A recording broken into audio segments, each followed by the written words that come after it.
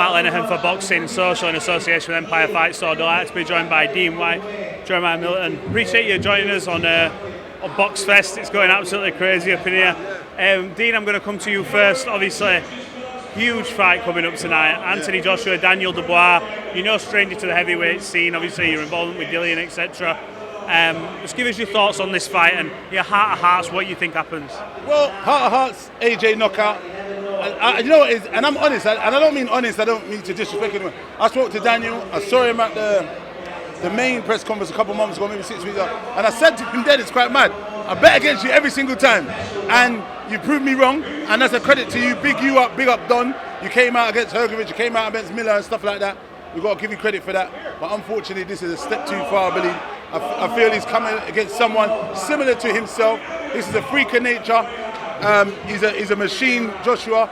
I think pound for pound, skill set for skill set, I think he's just that much better than Daniel. And I think he's just being there and seeing a little bit more than Daniel. Daniel is a young guy that's on a great run. He's done great. I think he's overachiever somewhat. Sorry to, because I would have never thought that he would have won a world IBF title. And I think he didn't, because I think there was an interview with him and Derek Chisora, and he was saying something that he might not become a champion, and he has. So credit to him, credit to the dad and the family and whatever. They're a true boxing family. But tonight, Saturday night, I think the stars are aligned for Joshua to become 3-time heavyweight world champion. I'm not saying it's impossible for Daniel to win, because he has a great skill set. Very good jab, strong jab, powerful right hand. It's heavyweight boxing. But I just feel he's going to come up against a better man, and he's going to walk onto a shot, and it's good night, Irene. Well, look, Jeremiah, you've sparred both Anthony Joshua and Daniel Dubois. From your experience of spending time with both, you obviously got a better insight than most in here. Where are you at in your thoughts with this? Yeah, I think, the kind of general consensus is AJ is going to, use his technical advantages and his experiences. But you got to remember, Dubois also fought at a world championship level.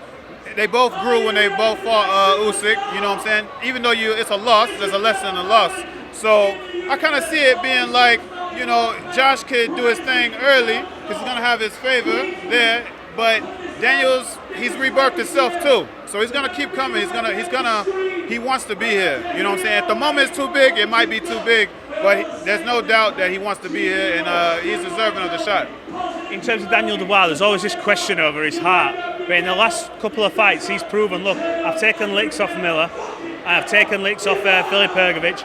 Different against Anthony Joshua, but do you think he's over that sort of mental blockage that he was having? I think the dad has a big part to play in how Daniel performs. And I think if you go back and watch that Miller fight, the dad was pivotal in the corner at one time. He said, Daniel, get it together. And then it's like a light switch in that fight.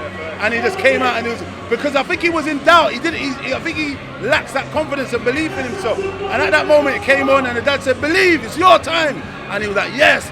And you can see even with Frank Warren saying he's going to knock him out, tell him, Daniel. And he goes, yeah, Frank. It's a bit mad. Danny, it's too funny. A bit slow off the block, sunshine. But if you're slow tonight, you're going to sleep. But anyway, I like Danny. It's just a bit of banter, Danny. But I mean, you can't be slow off the block.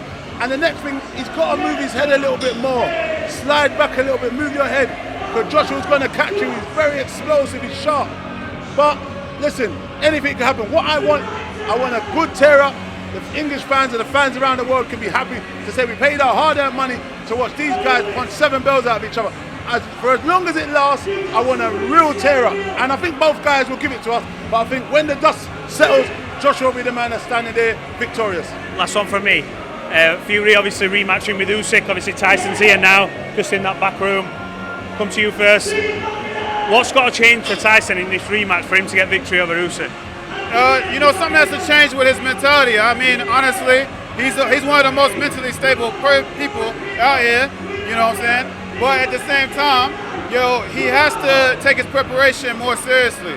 The thing about Josh is very consistent. I don't believe that Josh puts anything in his body that doesn't belong there.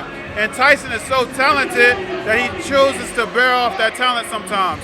So like when he's in the ring and he's showboating and he's not quite switched in, that's his personality, it's shining. He got to be himself, but everything leading up to this fight has to be war.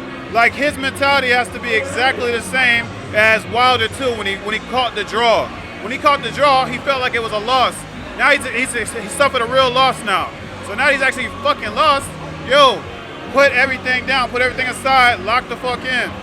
Dean, what's your thoughts? I've been saying the same thing. I think he just needs to, like Alex Ferguson used to say, squeezy bum time.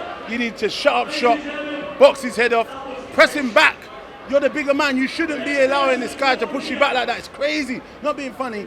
He's just very skillful. He is to do that to Tyson Fury, to show that I can actually push you on the back foot and defeat you as a smaller man.